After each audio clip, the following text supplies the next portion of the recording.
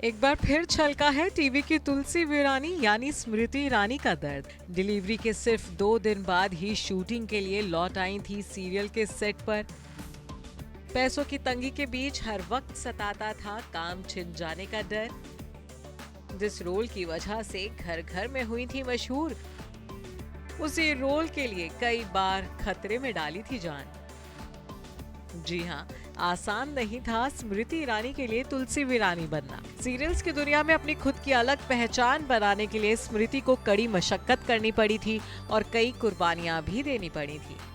ये तो हर कोई जानता है कि आज की कद्दावर नेता स्मृति ईरानी कभी टीवी की पॉपुलर बहू रानी तुलसी वीरानी हुआ करती थी। जिन दिनों में स्मृति तुलसी वीरानी बनकर लाखों दिलों पर राज कर रही थी, उन्हीं दिनों में स्मृति को बेहद दर्द भरे दौर से भी गुजरना पड़ा था।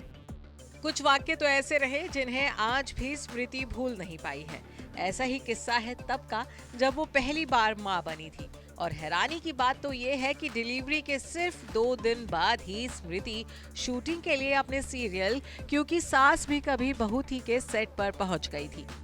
एक नए इंटरव्यू में स्मृति ईरानी ने कहा है कि उन्हें अपने पहले बच्चे को जन्म देने के 2 दिन बाद शो में काम पर लौटना पड़ा था, क्योंकि वो लंबा ब्रेक लेने का जोखिम नहीं उठा सकती थी।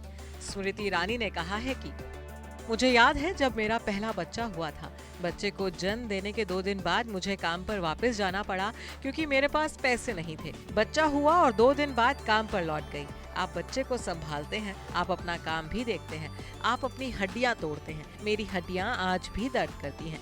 इससे कोई फर्क नहीं पड़ता कि मैं क्या बनी, लेकिन बच्चा 2 दिन का था, मैं ये कभी नहीं भूलूंगी। इसके साथ ही स्मृति ईरानी ने कहा कि लोग केवल टीवी पर तुलसी का किरदार निभाने से जुड़ी चीजों को देखते हैं, लेकिन वो ये नहीं जानते कि उन्होंने कितनी कठिनाइयों का सामना किया। मैं एक ऐसी जगह पर थी जहां मेरी जेब में 200 रुपए थे।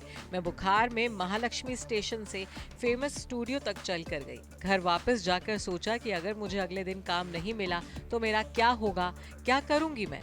बता दें कि इससे पहले भी स्मृति ईरानी अपने एक इंटरव्यू में अपने स्ट्रगलिंग डेज को याद कर चुकी हैं। तब स्मृति ने बताया था कि कैसे उन्हें अपने अजन्मे बच्चे को खोना पड़ा था और मिसकैरेज के अगले ही दिन शूटिंग के लिए क्योंकि सास भी कभी बहू थी के सेट पर लौटना पड़ा था।